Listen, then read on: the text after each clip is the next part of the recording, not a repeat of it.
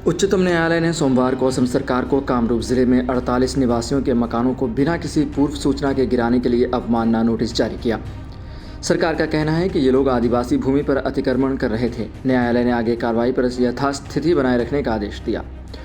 यह आदेश न्यायमूर्ति भूषण आर गवई की अध्यक्षता वाली पीठ ने मौजा सोनापुर के निवासियों की याचिका पर पारित किया, जो कामरूप मेट्रो जिलों में आते हैं। निवासियों ने आरोप लगाया कि राज्य को उनके घरों को ध्वस्त करने से पहले शीर्ष अदालत की अनुमति लेनी होगी, क्योंकि 17 सितंबर को शीर्ष अदालत ने कहा था कि वो बुलडोजर न्याय के खिलाफ अखिल भारतीय दिशा निर्देशों पर विचार कर रही है।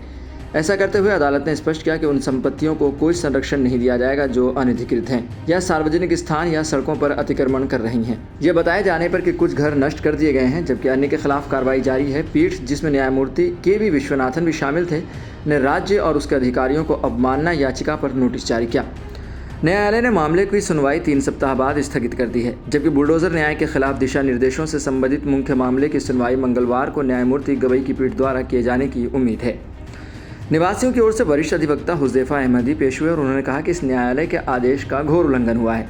उन्होंने बताया कि न्यायालय का 17 सितंबर का आदेश स्पष्ट था कि बिना किसी पूर्व अनुमति के कोई भी विध्वंस कार्रवाई नहीं की जानी चाहिए।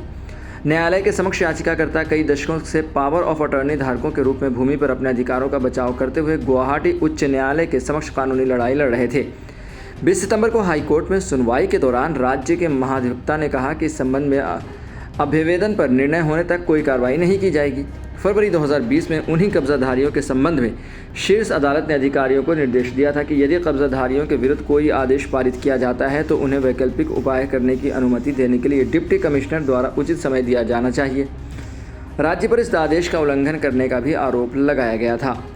याचिकाकर्ता, जो कचुटोली, पठार और आसपास के इलाकों के निवासी हैं, ने अपनी अवमानना याचिका में कहा कि उनके पास ज़मीन के स्वामित्व के मूल कागजात नहीं हैं, लेकिन वे 1950 के दशक में बसने वाले अपने पूर्वजों द्वारा उन्हें दिए गए पावर ऑफ अटॉर्नी समझौतों के माध्यम से ज़मीन पर रह रहे हैं। यह उनकी भूमि के दस्तावेज़ों के बल पर था कि उन्हें पहचान दस्तावेज जारी किए गए थे।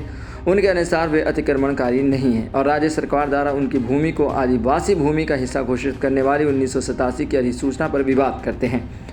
उन्होंने दावा किया कि ज़मीन आदिवासियों से नहीं खरीदी गई थी और आरोप लगाया गया कि आदिवासी बेल्ट का कोई उचित सीमांकन नहीं है, क्योंकि कई आदिवासियों को उनके लिए निर्धारित क्षेत्रों के बाहर बसाया गया है। फिलहाल असम सरकार को अवमानना नोटिस जारी किया है, जिस पर वहाँ की सरकार अब उस पर जवाब देगी और क्या कार्रवाई करती है ये तो आने वाला वक्त ही बताएगा।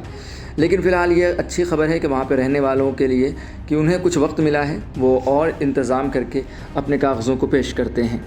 आने वाले दिनों में इस पर फिर से सुनवाई होगी। जब तक के लिए बने रहें सहारा समय के साथ और देखते रहें सहारा समय का समय डिजिटल।